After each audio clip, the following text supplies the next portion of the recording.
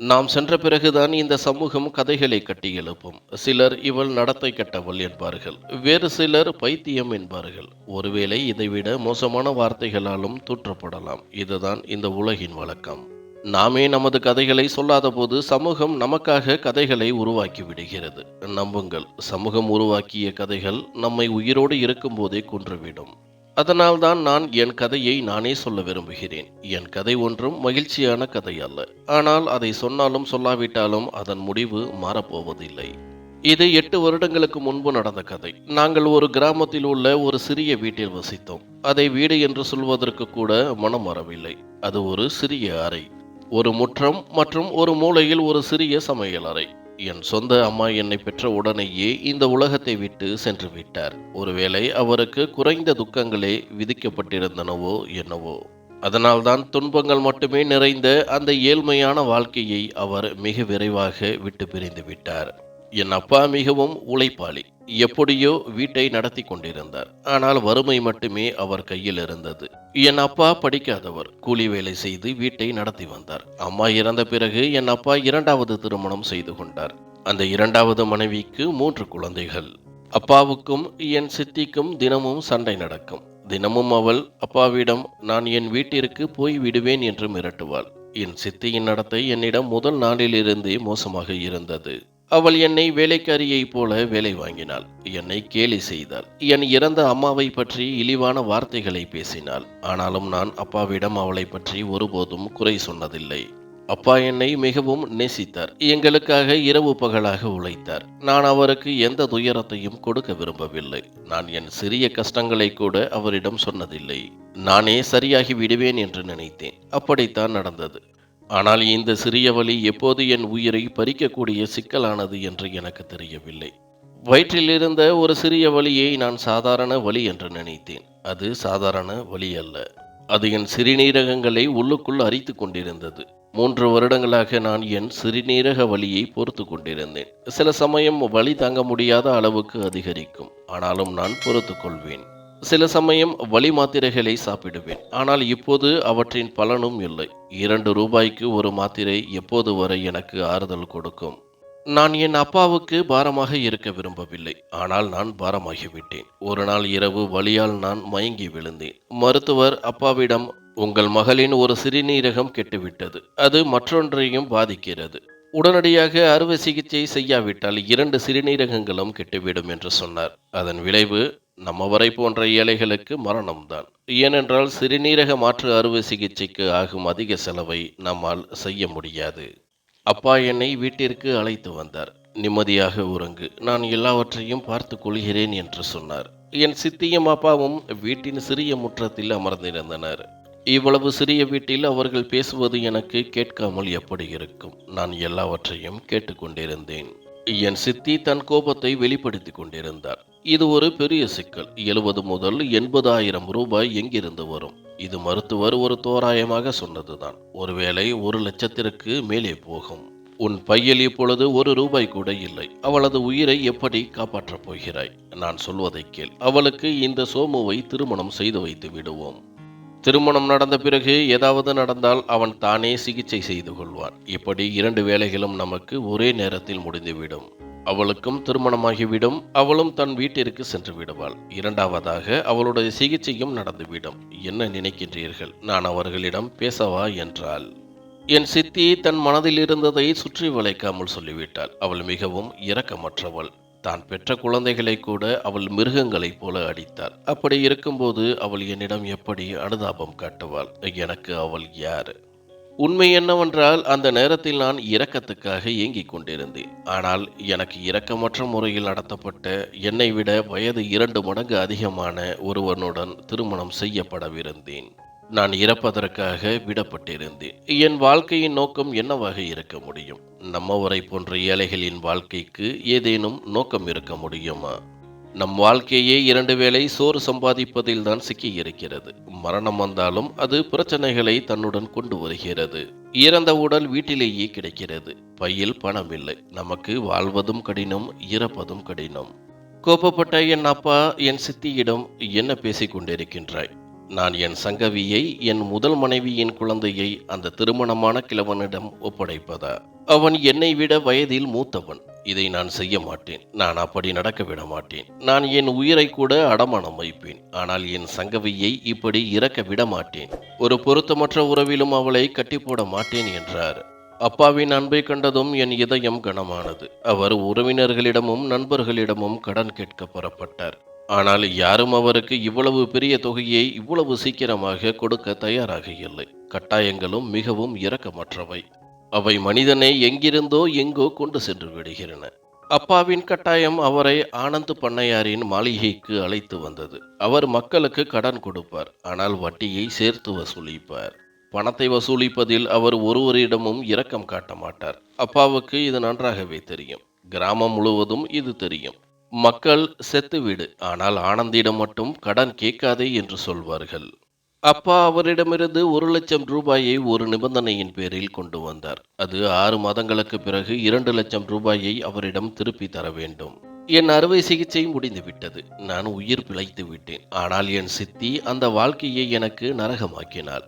இந்த வீட்டில் துன்பத்தின் கதவுகளை நீ திறந்து விட்டாய். ஒவ்வொரு கணமும் தலையில் கடன் வாள் தொங்கிக் கொண்டிருக்கிறது. வீட்டில் சாப்பிடுவதற்கே கஷ்டம். இதற்கு நீ இறந்திருக்கலாம். எல்லா துன்பங்களும் தீர்ந்திருக்கும் என்று இரவு பகலாக குத்தி காட்டினாள். என் சித்தியின் இந்த குத்தி காட்டலால் என் கண்களில் கண்ணீர் வந்தது. நடந்தது என் கையில் இல்லை, அது கடவுளின் செயல். நான் அறைக்குள் சென்று நிறைய அழுதேன். என் சொந்த அம்மாவை நினைத்தேன். அவள் உயிரோடு இருந்திருந்தால் இந்த நிலையை பார்த்திருக்க வேண்டியதில்லை. 6 மாதங்கள் எப்படி போனது என்று தெரியவில்லை. பணமும் ஏற்பாடு செய்யப்படவில்லை. வட்டி பணமும் இல்லை. இப்போது ஆனந்தி நாட்கள் வீட்டிற்கு வரத் தொடங்கினர். அவர்கள் மிரட்டினார்கள். அப்பா அவகாசம் கேட்டார். அந்த அவகாசமும் முடிந்துவிட்டது. அப்போது நான் வருத்தப்பட்டேன். ஒருவேளை நான் அப்போதே இறந்திருக்கலாம். அப்படி இருந்தால் இது எதுவும் நடந்திருக்காது என்று நினைத்தேன். என் வீட்டின் சூழ்நிலையால் மிகவும் சோர்வடைந்திருந்தேன். என் உயிர் இப்போது எனக்கு பயனற்றதாக தோன்றியது. ஒரு நாள் எங்கள் பக்கத்து வீட்டில் வசிக்கும் என் ஒரே தோழி, வீட்டிலேயே இருந்து சோர்வடைந்து விட்டாய். உன் முகம் எப்படி இருக்கிறது என்று பார். என் கூட பஜார் வரை வா. உன் மனம் ஆறுதல் அடையும் என்று என்னை அவளுடன் அழைத்துச் சென்றாள். வழியில் அவள் எனக்கு எல்லாம் சரியாகிவிடும் என்று சொல்லிக் கொண்டே வந்தாள். நாங்கள் திரும்பி வந்தபோது மாலை ஆகிவிட்டது. குளிர்கால மாலை. 5 மணிக்கே இருட்டாக தொடங்கிவிட்டது.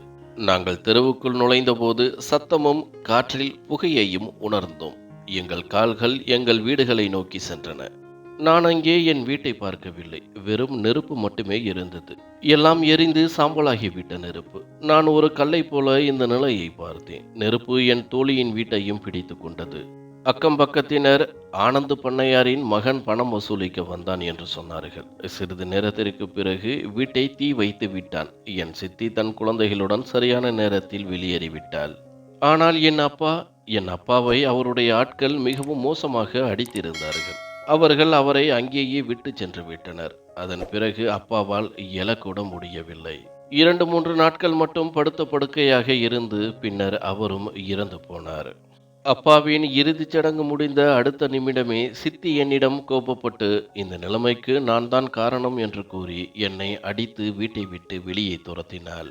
ஒரு உயிருள்ள பிணம் போல் அங்கிருந்து எந்த திசையில் சென்றேன் என்று தெரியவில்லை.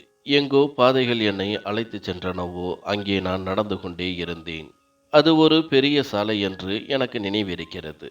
2 பெரிய விளக்குகள் என் பக்கம் வருவதை நான் பார்த்தேன். அதன் பிறகு நான் மருத்துவமனையில் கண் விழித்தேன். அங்கே அந்த மனிதன் எனக்கு முன்னால் நின்ற மருத்துவரிடம் என் உடல்நிலையை பற்றி விசாரித்துக் கொண்டிருந்தார். நான் யார், எங்கே வசிக்கிறேன் என்று என்னிடம் கேட்கப்பட்டது. எனக்கு வீடும் இல்லை, யாரும் சொந்தம் இல்லை, நான் தனியாக இருக்கிறேன் என்று மட்டுமே சொன்னேன். அதற்கு அவன், என் பெயர் சுமன், என் காரில்தான் நீ அடிபட்டு விட்டாய். நீ என் வீட்டிற்கு என்னுடன் வா, அங்கே உனக்கு எந்த துன்பமும் இருக்காது என்றார். எனக்கு அப்போது வாழ்க்கையின் மீதும் பற்று இல்லை, மரணத்தின் மீதும் பயம் இல்லை. இப்போது என்னிடம் இழப்பதற்கு எதுவுமே இல்லை. நான் அவரின் வீட்டிற்கு வந்தேன். அது ஒரு குடியிருப்பு வளாகம். ஒருவேளை அது பெரிய நகரம். அங்கே அவர் தன்னுடன் என்னை அழைத்து வந்தார். நான் இங்கேதான் வசிக்கிறேன் என்றார். எனக்கு நிறைய காயங்கள் இருந்தன. அவர் என்னை நன்றாக கவனித்து கொண்டார். என் காயங்களுக்கு மருந்து போட்டார். நான் அடிக்கடி இரவில் அழுது கொண்டே எழுந்து அமருவேன். அவர் எனக்கு தனியாக ஒரு அறை கொடுத்திருந்தார். அவர் என் அறைக்கு வருவதற்கு முன்பும் கதவை தட்டி அனுமதி கேட்பார். அவர் என்னை மருத்துவரிடம் அழைத்துச் சென்றார். என் ஒவ்வொரு தேவையையும் கவனித்துக் கொண்டார். அன்பு, உணர்வு மற்றும் கவனம் ஆகியவற்றில் இருக்கும் ஈர்ப்பு எனக்கு உணரத் தொடங்கியது. அவர் அருகில் இருப்பது இப்போது எனக்கு பிடித்திருந்தது. ஆனால் எனக்கு ஒரு கேள்வி இன்னமும் தொந்தரவை கொடுத்தது. என் வாழ்க்கையின் நோக்கம் இப்போது என்ன? நான் வாழ்ந்து என்ன செய்ய வேண்டும்? நான் ஒரு நாள் அவரிடம் கேட்டேன். நீங்கள் என் உயிரை காப்பாற்றினீர்கள். இந்த உலகத்தில் எனக்கு யாரும் இல்லை. நான் தனியாக இருந்து என்ன செய்வேன்? நான் இறந்து போக விரும்புகிறேன். இறக்க விரும்பும் ஒருவருக்கு வாழ்க்கை கொடுப்பது, வாழ விரும்பும் ஒருவரிடமிருந்து வாழ்க்கையை பறிப்பது எவ்வளவு குற்றமோ அதைவிட பெரிய குற்றம். என் வாழ்க்கைக்கு எந்த நோக்கமும் இல்லை. என் கண்களுக்கு இப்போது எந்த இலக்கும் தெரியவில்லை. ஒரு பயணியிடம் பாதையும் இலக்கும் இல்லாவிட்டால் நடப்பதில் என்ன பயன் என்றேன். அவர் 2 வினாடிகள் என்னை பார்த்தார். என் வலியை உணர்ந்தது போல, பிறகு, உனக்கு தெரியுமா, நான் இதுவரை வாழ்ந்த வாழ்க்கையும் எந்த நோக்கமும் இல்லாமல் இருந்தது. என் அப்பாவுக்கு பணத்துக்கு குறைவில்லை. என் ஆசைகள் அனைத்தையும் அவர் நிறைவேற்றினார். ஆனால் என் ஆசைகளை பூர்த்தி செய்யும் இந்த வழியில் நான் எப்போது வழிதவறி போனேன் என்று எனக்கு தெரியவில்லை. எனக்கு யாருடைய மகிழ்ச்சியும் முக்கியம் இல்லை. என் இன்பம் மட்டுமே எனக்கு பிடித்திருந்தது. ஆனால் ஒரு நாள் என் மீது ஒரு துயரம் இறங்கியது. அது என் வாழ்க்கை முழுவதுமாக புரட்டி போட்டது. நான் எல்லா தவறுகளையும் செய்யாமல் விட்டுவிட்டேன். இப்போது நான் கொடுமை செய்வதை விட்டுவிட்டேன். எனக்கு ஒரு புதிய வாழ்க்கையை தொடங்க வேண்டும். இந்த உணர்வு எனக்கு எப்போது ஏற்பட்டது தெரியுமா? நான் உங்கள் உயிரை காப்பாற்றிய போதுதான். உங்கள் உயிரை காப்பாற்றியதால் எனக்கு மன நிம்மதி ஏற்பட்டது.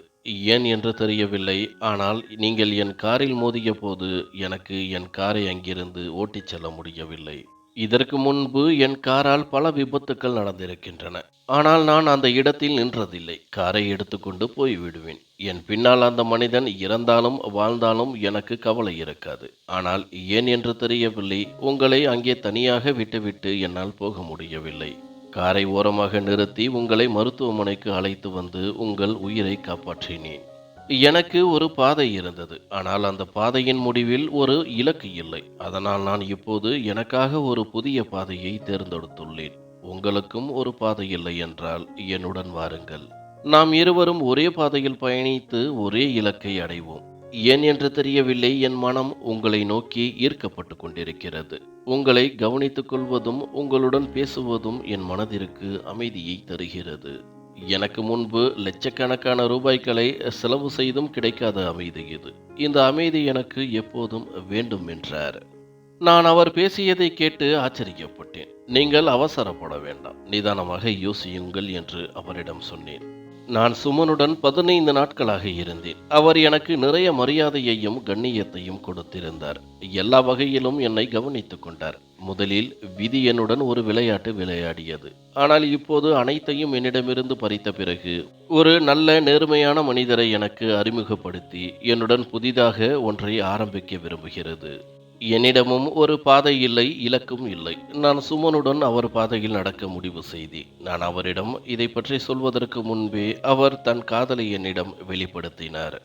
அவர், சங்கவி, நான் கடவுளிடம் ஒரு நல்ல மனிதனாக மாறுவேன் என்று சத்தியம் செய்தவுடன் கடவுள் உங்களை என்னிடம் கொண்டு வந்து விட்டார். என் வாழ்க்கையை உங்களுடன் கழிக்க வேண்டும் என்பதற்கான அடையாளம்தான் இது. நீங்கள் அனுமதித்தால் நான் முழு உரிமையுடன் உங்கள் கையை பிடித்துக் கொள்வேன் என்றார். நானும் நன்றாக யோசித்து சம்மதம் தெரிவித்தேன். வாழ்க்கையிலிருந்து எனக்கு வேறு என்ன வேண்டும்? சுமன் போன்ற ஒரு நல்ல மனிதர் ஒருவேளை அதிர்ஷ்டசாலிகளுக்கு மட்டுமே கிடைப்பார். சுமன் என் வாழ்க்கையில் வந்தது கடவுளின் பெரிய கிருபையாக நான் கருதுகிறேன். அவர் என்னிடம் தன் காதலை வெளிப்படுத்தினார். சுமனை நானும் நேசித்தேன். ஆனால் சுமன் என் விதியாகவும் மாறுவார் என்று நான் ஒருபோதும் நினைக்கவில்லை. நான் சுமனை காதலிப்பேன், என் காதலை என் இதயத்தில் மறைத்து வைத்துவிட்டு இங்கிருந்து அமைதியாக சென்று விடுவேன் என்று நினைத்தேன். ஆனால் சுமனும் என்னை காதலிப்பார், என்னை தன்னுடன் வைத்துக்கொள்ள விரும்புவார் என்று எனக்கு தெரியாது. சுமன் இந்த வாரமே தன் பெற்றோரிடம் பேசுவேன் என்றும் பிறகு விரைவில் திருமணம் செய்து கொள்வோம் என்றும் சொன்னார். சுமனின் பெற்றோர் ஒரு கிராமத்தில் வசிக்கின்றனர். அவருக்கு நிறைய நிலங்களும் ஒரு பெரிய மாளிகையும் உள்ளதாக சொன்னார். அவர் படிப்பதற்காகவே நகரத்திற்கு வந்திருந்தார். ஒரு பெண்ணிற்கு ஒரு ஆண் தன்னை எந்த விதத்தில் பார்க்கிறான், அவளிடமிருந்து என்ன எதிர்பார்க்கிறான், தன்னை எப்படி மாற்ற விரும்புகிறான் என்பதை புரிந்து கொள்வதற்கு அதிக நேரமாகாது. சுமன் ஒரு நல்ல மனிதர் என்று எனக்கு தெரிந்தது. ஒரு நல்ல விஷயம் நடக்கும்போது யாருக்குத்தான் பிடிக்காது? என் இதயத்திலும் அன்பு இருந்தது. அது ஒருபோதும் காதல் உணர்ந்ததில்லை. அது ஒருபோதும் தன்னை துன்பங்களிலிருந்து விடுபடுவதாக உணர்ந்ததில்லை. அவர் ஒருபோதும் தவறான கண்ணோட்டத்தில் என்னை பார்க்கவில்லை. நாங்கள் ஒருவரை ஒருவர் தேர்ந்தெடுத்தோம். என் கடந்த காலம் மிகவும் வேதனையானது. நான் எப்போதும் நிறைய துன்பங்களை பார்த்தேன். அதில் மிகப்பெரிய துன்பம் என் அப்பாவை இழந்ததுதான். அந்த துன்பம் என் வாழ்க்கையில் எப்போதும் இருக்கும். ஆனால் என் ஆன்மாவில் உள்ள காயங்களுக்கு இப்போது மருந்து தேவைப்பட்டது. என் கண்களும் கனவு காண வேண்டும். என் அப்பாவை மிகவும் கொடுமையான முறையில் கொன்ற அந்த மனிதனை என் மனம் வெறுத்தது. அவன் என் முன் வந்தால் ஒருவேளை நான் அவனை உயிரோடு விட்டிருக்க மாட்டேன். நான் தினமும் அந்த மனிதனை திட்டி தீர்ப்பேன். அப்பாவின் நினைவுகள் வந்ததும் என் கண்களில் கண்ணீர் பெருகும். அவர் மட்டுமே எனக்கு இந்த உலகில் சொந்தமானவர். ஆனால் கடவுள் உங்களுக்காக ஒரு வழியை மூடினால் இன்னொரு வழியை திறப்பார். கடவுள் என்னிடமிருந்து என் அப்பாவை எடுத்துக்கொண்டார். அதற்கு பதிலாக சுமனை கொடுத்தார். நான் என்னை அதிர்ஷ்டசாலியாக நினைத்தேன். சுமன் என் துன்பத்திற்கு பதிலாக கிடைத்தது போல் தோன்றியது. இப்போது நான் வழியை மறக்கத் தொடங்கினேன். நான் வாழ விரும்பினேன். வாழ்வதற்கான ஒரு புதிய உற்சாகம் என் இதயத்தில் வளர்ந்தது. ஒரு நாள் சுமன் குடியிருப்பின் கீழே சிலருடன் நின்று பேசிக் கொண்டிருப்பதை நான் பார்த்தேன். அவர்களின் தோற்றத்தை பார்த்தால் அவர்கள் சாதாரண மனிதர்கள் அல்ல. அவர்களுடன் வேட்டை நாய்களும் ஆயுதங்களும் இருந்தன. அவர்கள் சுமனுடன் உறவினர்கள் போல பேசிக் கொண்டிருந்தார்கள். அவர்களை வழியனுப்பி வைத்துவிட்டு அவர் மேலே வந்தார். என் கண்களில் இருந்த கேள்விகளை அவர் படித்தார். நான் அவர்கள் யார் என்று கேட்டேன். அவர் நண்பர்கள், கடைசியாக பார்க்க வந்தார்கள், இனி வரமாட்டார்கள். ஏன் இவ்வளவு கவலையாக இருக்கின்றாய்? பயப்படாதே, அவர்கள் இனி இங்கே வரமாட்டார்கள் என்றார். சுமன் என்னை நம்ப வைப்பதற்கு முயற்சி செய்தார். நான் சுமன், மேலும் அதிர்ச்சிகளை தாங்க எனக்கு வலிமை இல்லை. நடந்தது அனைத்தையும் நான் மறந்துவிட விரும்புகிறேன் என்று அழுதபடி சொன்னேன். சுமன் என்னை ஆறுதல் படுத்துவதற்காக கட்டிப்பிடிக்க முயன்றபோது என் கால்கள் அவரிடமிருந்து விலகின. இத்தனை நாட்களில் சுமன் என்னை நோக்கி வருவது இதுவே முதல் முறை. இதற்கு முன்பு அவர் ஒருபோதும் தன் எல்லையை தாண்டவில்லை. எப்போதும் எனக்கு மரியாதை கொடுத்தார். ஒருவேளை அவருக்கும் என்னை பற்றி தெரிந்திருக்கும். அவர், மன்னித்துவிடு, நாம் இருவருக்கும் இடையில் இன்னும் எந்த உறவும் இல்லை என்பதை நான் புரிந்து கொள்கிறேன். ஒருவேளை அதனால்தான் நீங்கள் என்னிடமிருந்து விலகி நிற்கின்றீர்கள். இந்த இடைவெளி இருப்பது நல்லது. கவலைப்படாதே. நான் உன் மரியாதைக்கு எந்த ஆபத்தையும் ஏற்படுத்த மாட்டேன். ஏனென்றால் உன் மரியாதை என் மரியாதை என்றார். அவர் கண்களில் என் மீதான அன்பின் வெளிச்சம் பிரகாசித்தது. இவ்வளவு அன்பான ஒரு வாழ்க்கை துணையை பெறப்போகிறேன் என்று நினைத்து எனக்கு எவ்வளவு பெருமை ஏற்பட்டது. சுமனின் அன்பு எனக்கு எப்போதும் அப்படியே இருக்க வேண்டும் என்றும், என் சந்தோஷங்களுக்கு யாருடைய பார்வையும் விழக்கூடாது என்றும் என் இதயம் ரகசியமாக பிரார்த்தனை செய்தது. சுமன், சங்கவி எனக்கு என்ன செய்ய வேண்டும் என்று எனக்கு தெரியும் என்று சொன்னார். அவர் பேசியது எனக்கு புரியவில்லை. ஆனாலும் நான் அமைதியாக இருந்தேன்.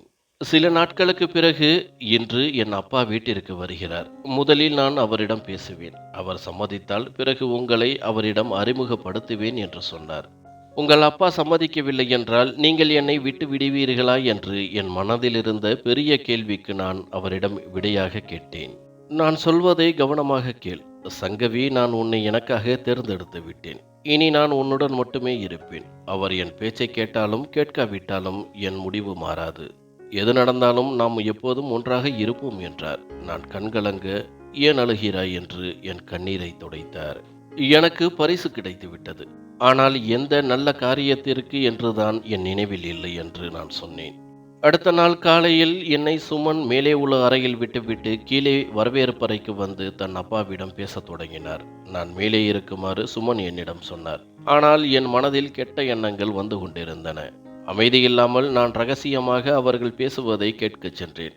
வரவேற்பறையின் கதவு மூடப்பட்டிருந்தது. ஆனால் நான் அவர்கள் பேசுவதை கேட்டேன். சுமன் என்னை பற்றி தன் அப்பாவிடம் சொன்னார். நான் எப்படி அவனுக்கு கிடைத்தேன் என்றும், இப்போது அவர் என்னை திருமணம் செய்ய விரும்புவதாகவும் சொன்னார். கதவின் துளை வழியாக பார்த்தபோது சுமனின் முகம் தெளிவாக தெரிந்தது. சுமனின் அப்பா அவருக்கு முன்னால் நின்று கொண்டிருந்தார். நான் அவருடைய முதுகை மட்டுமே பார்க்க முடிந்தது. சுமனின் அப்பா, பெண் மிகவும் அழகாக இருக்கின்றாள் போல் தெரிகிறது. அதனால்தான் நீ திருமணம் பற்றி நினைக்கின்றாய். ஆனால் சுமன், நாம் யார் என்று கூட தெரியாத, எந்த குடும்பத்தைச் சேர்ந்தவள் என்று தெரியாத ஒரு பெண்ணை நம் குடும்பத்தின் மருமகளாக வர முடியாது. அவளை உனக்கு மிகவும் பிடித்திருந்தால் சில மாதங்கள் உன்னுடன் வைத்துக்கொள். பிறகு உன் மனம் சோர்வடைந்தால் பார்த்து கொள்ளலாம். உன்னை யார் தடுக்கிறார்கள் என்று சொன்னார். சுமனின் அப்பாவின் பேச்சை கேட்டு நான் தலை முதல் கால் வரை நடுங்கினேன். நான் பயந்தது அந்த பேச்சை கேட்டு அல்ல, சுமனின் பதிலை கேட்டு. அவருடைய பதில் என் பயமா அல்லது என் தைரியமா என்பதை எனக்கு உணர்த்தும். அப்பா, நான் அவளை திருமணம் செய்ய போகிறேன். அவளை ஒரு புனிதமான உறவில் இணைக்கப் போகிறேன். அவள் ஒரு நல்ல பெண். ஒவ்வொரு காரியத்தையும் செய்வதற்கு ஒரு குறிப்பிட்ட நேரம், ஒரு குறிப்பிட்ட வழி உண்டு. அவள் அந்த மாதிரியான பெண் இல்லை. தயவு செய்து எனக்கு இப்படிப்பட்ட ஆலோசனைகளை தர வேண்டாம். நான் சங்கவியை நேசிக்கின்றேன். நான் அவள் சம்மதம் இல்லாமல் அவள் மீது கை வைக்க மாட்டேன் என்றார். சுமன் பேசியதை கேட்டு என் மனம் அமைதியடைந்தது. அவருடைய அப்பாவின் எண்ணத்தை பார்த்து எனக்கு கோபம் வந்தது. இவ்வளவு நல்ல நேர்மையான மகனுக்கு எப்படி இப்படி ஒரு மோசமான அப்பா இருக்க முடியும்? அவர் தன் மகனுக்கு ஒரு காதலியை வைத்துக்கொள்ள ஆலோசனை தருகிறார். ஒருவேளை சுமன் இந்த நடத்தை காரணமாகவே கிராமத்திலுள்ள தன் வீட்டை விட்டுவிட்டு இங்கு தனியாக வசிக்கின்றாரோ?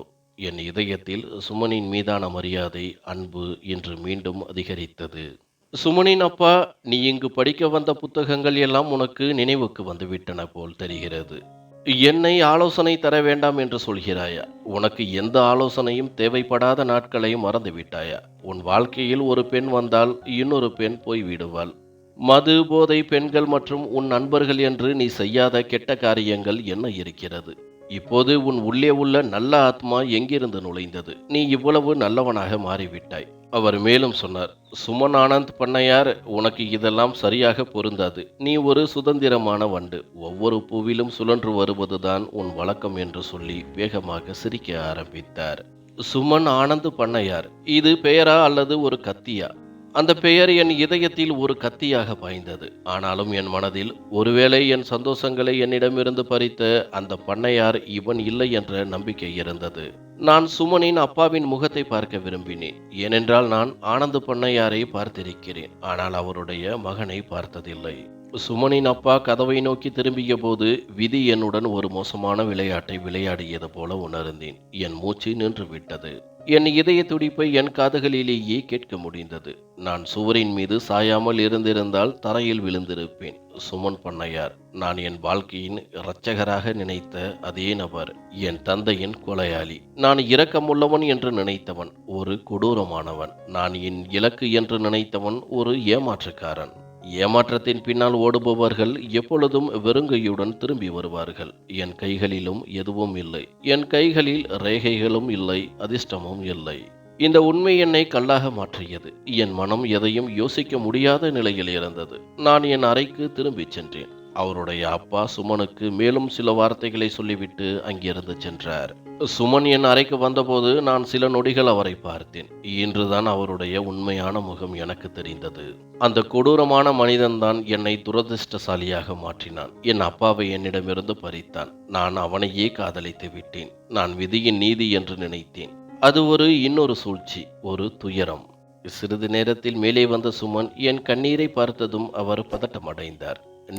நாங்கள் பேசியதை கேட்டுவிட்டீர்கள் போல் தெரிகிறது என்று அவர் முகத்தில் ஒரு வெட்க உணர்வுடன் சொன்னார். அவர் தன் முன் அமர வைத்து, நான் சொல்வதை கவனமாக கேள். நான் ஒரு மோசமான மனிதன் என்று ஒப்புக்கொள்கிறேன். நான் நிறைய மோசமான மற்றும் தவறான காரியங்களை செய்திருக்கின்றேன். பலரின் இதயங்களை வருத்தப்படுத்தி இருக்கின்றேன். நான் மிகவும் சுயநலவாதி. ஏனென்றால் நான் உனக்கு தகுதியானவன் அல்ல என்று தெரிந்தும் நான் உன்னை எனக்காக விரும்பினேன். கடவுளிடம் உன்னை வேண்டினேன். இது ஒரு மாதத்திற்கு முன்பு நடந்தது. என் உடல்நிலை திடீரென மிகவும் மோசமானது. நான் மருத்துவரிடம் சென்று சில சோதனைகளை செய்தேன். அறிக்கையில் எனக்கு உயிர்கொல்லி இருப்பதாக தெரிந்தது. இதை கேட்டு நான் உடைந்து போனேன். இந்த விஷயத்தை நான் யாரிடமும் சொல்லவில்லை. நான் மிகவும் கவலையுடன் கிராமத்திற்கு சென்று அப்பாவுடன் வேலை செய்ய தொடங்கினேன். நான் ஒரு காலத்தில் மிகவும் உற்சாகமான மனிதனாக இருந்தேன். என் அப்பாவின் பணத்தில் நான் சுகமாக வாழ்ந்தேன். எனக்கு கிடைக்காத சுகம் என்று உலகில் எதுவும் இல்லை. மது, போதை, பெண்கள் என்று எல்லா வேலைகளையும் செய்தேன். ஆனால் நான் சில நாட்களுக்கு மட்டுமே விருந்தாளி என்று எனக்கு தெரிந்தபோது என் உள்ளே கோபம் கொந்தளிக்கத் தொடங்கியது. எனக்கு இந்த உலகத்தின் மீது வெறுப்பு ஏற்பட்டது. ஏனென்றால் நான் இன்னும் வாழ விரும்பினேன். ஆனால் இவ்வாழ்க்கை என்னிடமிருந்து பறிக்கப்பட்டது. என் உள்ளே இருந்த கோபத்தை அப்பாவி உதவியற்றவர்கள் மீது காட்டத் தொடங்கினேன். ஒரு நாள் கோபத்தில் ஒருவரின் வீட்டிற்கு தீ வைத்துவிட்டு அங்கிருந்து திரும்பி போய்க் கொண்டிருந்தேன். அப்போதுதான் மருத்துவர்களிடமிருந்து ஒரு அழைப்பு வந்தது. அவர், உங்கள் அறிக்கை இன்னொரு நோயாளியின் அறிக்கையுடன் மாறிவிட்டது. உங்களுக்கு கல்லீரலில் ஒரு சிறிய வீக்கம் மட்டுமே உள்ளது. பெரிய நோய் இல்லை என்று சொன்னார். கடவுளின் இந்த கருணையால் நான் ஆச்சரியப்பட்டேன். அவர் என்னை மரணத்தின் வாசலுக்கு அழைத்துச் சென்று, நீ சாவதற்கும் கூட தகுதி இல்லாதவன் என்று சொன்னது போல. அந்த நொடியிலேயே நான் அனைத்து தவறான காரியங்களையும் விட்டுவிட முடிவு செய்தேன். நான் இந்த முடிவை எடுத்தபோதுதான் நீங்கள் என் காரில் மோதிவிட்டீர்கள். நான் உங்கள் உயிரை காப்பாற்றுவதற்கான வழியாக மாறினேன். உங்களை கவனித்துக் கொண்டதால் என் மனதிற்கு அமைதி கிடைத்தது. உங்களை திருமணம் செய்து கொண்டு நான் உங்களுக்கு நிரந்தரமான துணையாக இருக்க விரும்புகிறேன். எனக்கு அப்பாவின் சம்மதமும் குடும்பத்தின் சம்மதமும் தேவையில்லை. நாம் இந்த வாரமே திருமணம் செய்து கொள்வோம். நான் என் கடந்த காலத்தில் செய்த அனைத்திற்கும் தயவு செய்து என்னை மன்னித்து விடுங்கள் என்றார். அவர் கண்ணீருடன் என்னை பார்த்தார். நான் அந்த மனிதரின் மகள்தான் என்று அவருக்கு தெரியாது. நான் தலையை அசைத்தேன். அவர் மகிழ்ச்சி அடைந்தார். அடுத்த சில நாட்களில் நாங்கள் இருவரும் சேர்ந்து வீட்டை அலங்கரித்தோம். அந்த வீட்டை இருவர் வாழ தகுந்ததாக மாற்றினோம். அவர் என் விருப்பப்படி எல்லாவற்றையும் வாங்கினார்.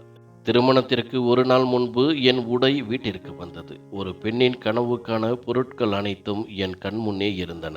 அழகான திருமண உடை, வளையல்கள், நகைகள் மற்றும் எங்கள் திருமண மோதிரம். அடுத்த நாள் எங்கள் திருமணம் நடந்தது. அவர் மிகவும் மகிழ்ச்சியாக இருந்தார். என் மடியில் படுத்துக்கொண்டு வரவிருக்கும் வாழ்க்கையை பற்றி கனவு கண்டார். நான் இப்போது ஒரு நல்ல வேலைக்கு செல்வேன் என்று முடிவெடுத்துள்ளேன். என் அப்பாவின் பணத்தில் என் வாழ்க்கையை வாழ விரும்பவில்லை. இது நம் வீடு. நாம் இதை இன்னும் அலங்கரிப்போம். இதை நாம் சொர்க்கமாக மாற்றுவோம். நீ இந்த சொர்க்கத்தின் இளவரசி. நீதான் என் எல்லாம் என்றார். நானும் அவருடன் பேசிக்கொண்டிருந்தேன். அவர் சொல்வதற்கு எல்லாம் சம்மதம் சொன்னேன். பேசிக்கொண்டிருக்கும் போதே நான் அவரிடம் காஃபி கோப்பையை கொடுத்தேன். அவருக்கு பால் குடிப்பது பிடிக்காது. அவர் எங்களுக்காகவே காஃபி செய்து கொண்டு வந்திருந்தார். காஃபி கோப்பையை எடுப்பதற்கு முன் அவர் என்னை கொஞ்ச நேரம் உற்று பார்த்தார். நான், என்ன, ஏன் இப்படி பார்க்கின்றீர்கள் என்று கேட்டேன்.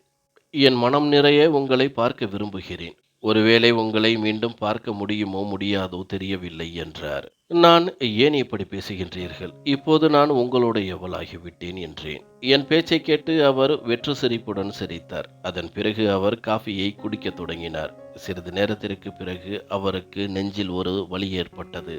அது படிப்படியாக அதிகரித்தது. அவர், எனக்கு இந்த காஃபி சரியில்லை என்று நினைக்கின்றேன். நீங்கள் குடிக்க வேண்டாம். மருத்துவருக்கு அழைப்பு விடுங்கள். எனக்கு உடல்நிலை சரியில்லை. சீக்கிரம் என்று சொன்னார். நீங்கள் ஏன் எதுவும் பேசவில்லை?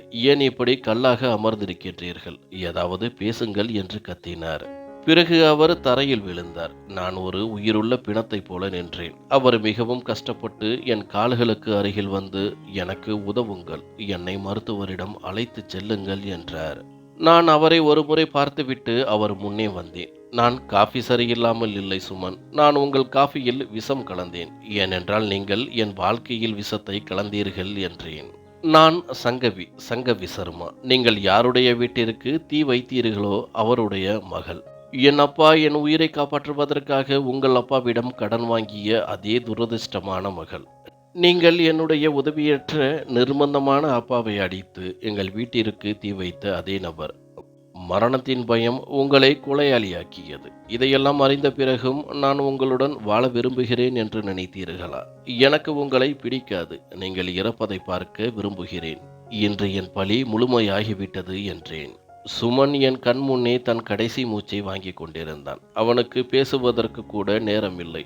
என் கண்களை பார்த்து, உன்னை நீ நன்றாக கவனித்துக்கொள், முடிந்தால் என்னை மன்னித்து விடு என்று மிகவும் உடைந்த வார்த்தைகளில் சொன்னான்.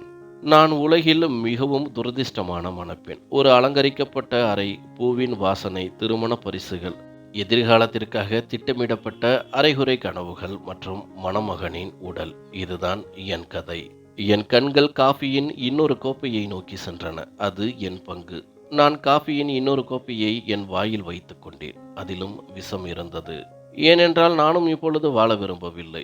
எது எப்படி இருந்தாலும் நான் சுமதனை காதலித்தேன். ஆனால் அவன் என் அப்பாவின் கொலையாளி. நான் அவனுடன் என் வாழ்க்கையை வாழ முடியாது. ஆனால் என் இதயம் என்ன செய்வது? அது சுமனால் மட்டுமே நிறைந்தது. சுமன் இல்லாமல் வாழ நான் யோசிக்கவே இல்லை. அதனால்தான் சுமனின் மூச்சுடன் என் மூச்சையும் முடித்துக்கொள்ள விரும்பினேன். இதை நினைத்து நான் அந்த காஃபி கோப்பையை என் உதடுகளில் வைத்துக் கொண்டேன். என் மரணத்திற்காக காத்திருந்தேன்.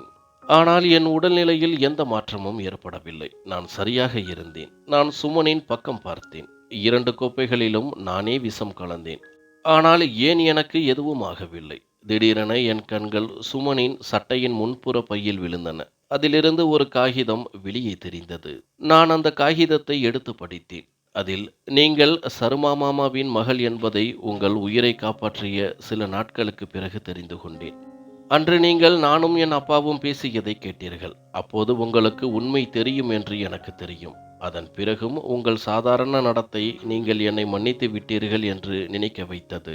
ஆனால் இன்று நீங்கள் காஃபியில் எதையோ கலப்பதை பார்த்தேன். அதை பார்த்து நான் இறந்து விட்டேன். ஆனால் உங்களை நான் எப்படி சாக விடுவேன்? ஏனென்றால் நான் உங்களை மிகவும் நேசிக்கின்றேன். நான் உங்கள் குற்றவாளி. ஆனால் நீங்கள் என் பின்னால் வந்து என்ன செய்வீர்கள்? முடிந்தால் என்னை மன்னித்து விடுங்கள். உங்கள் வாழ்க்கையை நன்றாக வாழுங்கள். ஒரு நல்ல மனிதனை பார்த்து திருமணம் செய்து கொள்ளுங்கள். என்னை மன்னித்து விடுங்கள். நீங்கள் என்னை மன்னித்தால் என் ஆன்மாவுக்கு அமைதி கிடைக்கும் என்று எழுதப்பட்டிருந்தது. அந்த காகிதம் என் கைகளிலிருந்து நழுவி விழுந்தது. ஒரு பெரிய கூச்சல் என் தொண்டையிலிருந்து வந்தது. நான் சுமனை உலுக்கினேன். நான் என்ன செய்துவிட்டேன் என்று கத்தினேன். ஆனால் சுமனின் உடலில் எந்த அசைவும் இல்லை. அதே நொடியில் போன் செய்து போலீஸை வரவழைத்தேன். நான் என்னையே போலீஸில் ஒப்படைத்தேன். நான் விரும்பியிருந்தால் ஓடி போயிருக்கலாம். எங்கேயாவது தூரத்தில் சென்று ஒரு புதிய வாழ்க்கையை தொடங்கியிருக்கலாம். ஆனால் காதலுக்கு மரியாதை கொடுக்காத அந்த பெண்ணுக்கு தண்டனை கிடைக்க வேண்டும். இன்னொரு மனிதனின் உயிரை பறித்த அந்த பெண்ணுக்கு தண்டனை கிடைக்க வேண்டும். சுமனை மன்னிக்காத அந்த சங்கவிக்கு தண்டனை கிடைக்க வேண்டும். ஆனால் நானும் என்ன செய்ய முடியும்? நான் நிர்பந்திக்கப்பட்டேன். மிகவும் நிர்பந்திக்கப்பட்டேன். இதுதான் விதி. அது நம்முடன் எப்படிப்பட்ட விளையாட்டுக்களை விளையாடுகிறது. நாம் அதன் தாளத்திற்கு நடனமாடுகிறோம். ஒருவேளை இதற்கு பெயர்தான் வாழ்க்கையோ? நான் என் தண்டனைக்காக காத்திருந்தேன். எனக்கு மரண தண்டனை கிடைக்கும் என்று எனக்கு தெரியும். ஆனால் எனக்கு என் தண்டனையை பற்றி எந்த கவலையும் இல்லை. நான் மரண தண்டனையை நானே விரும்பினேன். சுமனை இழந்த பிறகு அவன் என் இரத்த நாளங்களில் கலந்து விட்டான் என்று தெரிந்து கொண்டேன். அவன் வேண்டுமென்றே மரணத்தை ஏற்றுக்கொண்டான். என்னிடம் வாழ்க்கையை கொடுத்து சென்றான். ஆனால் எனக்கு இந்த வாழ்க்கை மரணத்தை விட மோசமாக இருந்தது. நான் இப்போது சுமனை நினைத்து அழுதேன். 3வது நாள் என் சிறை கதவை யாரோ தட்டிய போது நான் வெளியே ஒரு சிறை காவலரை கண்டேன். அவர், உங்கள் தண்டனை முடிந்துவிட்டது. நீங்கள் சிறையிலிருந்து விடுவிக்கப்படுகிறீர்கள் என்று சொன்னார்.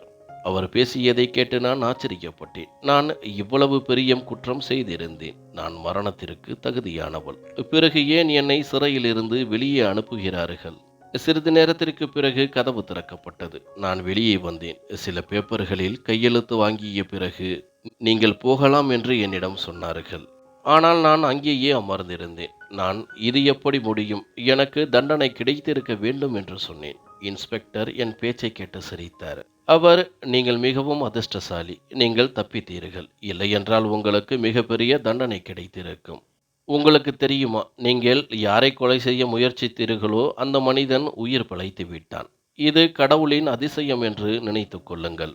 அவருக்கு இப்போதுதான் சுயநினைவு வந்தது. சுயநினைவு வந்ததும் அவர் முதலில் உங்கள் பெயரை சொன்னார். நீங்கள் சிறையில் இருக்கின்றீர்கள் என்று அவருக்கு தெரிந்த பிறகு அவருக்கு தன் உடல்நிலையை பற்றி கவலை இல்லை. எப்படி இருந்தாலும் நீங்கள் யாரை கொலை செய்ய முயற்சி செய்தீர்களோ அவர் பிழைத்து விட்டார். இதன் காரணமாக உங்கள் தண்டனையும் தவிர்க்கப்பட்டது என்றார். சுமன் உயிருடன் இருக்கிறான் என்ற செய்தி எனக்கு ஒரு புதிய வாழ்க்கையை தந்தது. என் கண்களில் கண்ணீர் கொட்டின. விதியின் கருணையை என்னால் நம்ப முடியவில்லை. விதி என் மீது இவ்வளவு கருணையுடன் இருக்க முடியுமா? நான் சுமனை சந்திக்க விரும்பினேன். நான் இன்ஸ்பெக்டரிடம் சுமன் எந்த மருத்துவமனையில் இருக்கிறார் என்று கேட்க விரும்பினேன். ஆனால் கேட்பதை நிறுத்திவிட்டேன். நான் எந்த முகத்துடன் சுமனின் முன் செல்வேன்? நான் அவனுடைய கொலையாளி. நான் அவருக்கு தகுதியானவள் இல்லை. எல்லாவற்றையும் தெரிந்து கொண்டும் நான் சிரிக்க சிரிக்க விஷத்தை கொடுத்தேன். நான் எவ்வளவு மோசமான காரியம் செய்திருக்கின்றேன். நான் அங்கிருந்து திரும்பிச் சென்றேன். சுமனின் வாழ்க்கையிலிருந்து விலகிச் செல்ல விரும்பினேன். சிறையிலிருந்து வெளியே வந்ததும் நான் சிறிது தூரம் நடந்தேன். அப்போது ஒரு கார் என் பின்னால் வந்து என் முன் நின்றது. நான் பார்த்தபோது சுமன் கதவை திறந்து வெளியே வந்து கொண்டிருந்தான். அவன் மிகவும் பலவீனமாக தெரிந்தான். அவன் என் முன் வந்து நின்று, எனக்கு இவ்வளவு பெரிய தண்டனை கொடுத்த பிறகும் உங்கள் இதயம் நிரம்பவில்லையா? இப்போது என்னை தனியாக விட்டுவிட்டு போகிறீர்களா என்றான். சுமனின் கண்களில் கண்ணீர் மின்னியது. நான் துடிதுடித்து சுமனின் நெஞ்சில் விழுந்தேன். நான் எல்லாவற்றையும் மறந்துவிட்டேன். எனக்கு சுற்றியுள்ள உலகம் கூட தெரியவில்லை. சுமன் என் முன் இருப்பதைக் கண்டதும் என் உணர்ச்சிகளை என்னால் கட்டுப்படுத்த முடியவில்லை. என்னை மன்னித்துவிடு சுமன். என் வாழ்க்கை இப்போது உங்களுடையது என்பதை நான் மறந்துவிட்டேன். என் வாழ்க்கையை நானே கெடுக்க முயற்சி செய்தேன். நான் நீங்கள் இல்லாமல் எப்படி வாழ்வது என்று யோசிக்கவில்லை. நீங்கள் என் இரத்த நாளங்களில் நிறைந்து விட்டீர்கள் என்றேன். நான் என் காதலை வெளிப்படுத்திக் கொண்டிருந்தேன். சுமன் என்னை தன் கைகளில் அணைத்து கொண்டு, போதும் சங்கவி, நீங்கள் என்னை காதலிப்பதை அன்று நான் இறந்து போனதாக நினைத்த போதே உணர்ந்து விட்டேன். நான் சிறிது சுயநினைவுடன் இருந்தபோது நீங்கள் என்னை உலுக்கி எழுப்பிக் கொண்டிருந்தீர்கள். உரத்த குரலில் காதலை வெளிப்படுத்திக் கொண்டிருந்தீர்கள் என்றார். நான் சுமனின் நெஞ்சில் அணைத்து கொண்டு அழுதேன். கடவுள் எனக்கு எல்லாவற்றையும் திருப்பி தந்து விட்டார். சுமன் என் தலையை வருடி கொடுத்து, சங்கவி, போதும், நம்மை சுற்றியுள்ளவர்கள் நம்மை பார்க்கிறார்கள் என்றார். உண்மையில் மக்கள் நம்மை சுற்றி கூடிவிட்டனர். நாங்கள் இருவரும் வீட்டிற்கு வந்தோம். இருவரும் எதிர்கால வாழ்க்கையை திட்டமிட்டு அலங்கரித்த அதே வீடு. அது இன்னும் எங்களுக்காக காத்திருந்தது. சுமன் என்னை மன்னித்து விட்டார். நானும் சுமனை எப்போதோ மன்னித்து விட்டேன். சுமனின் காதலை பெற்றதால் என் எல்லா துயரங்களும் நீங்கின. நானும் சுமனை அதிகமாக காதலிக்கின்றேன். சுமன், என்னை அதிகமாக காதலிக்காதீர்கள். உங்கள் காதலை பார்த்து எனக்கு பயமாக இருக்கிறது என்று சொல்வார். அவர் பேசியதை கேட்டு நான் சிரிப்பேன். இந்த சந்தோஷங்களுக்கு யாருடைய பார்வையும் விழக்கூடாது என்று கடவுளிடம் பிரார்த்தனை செய்வேன்.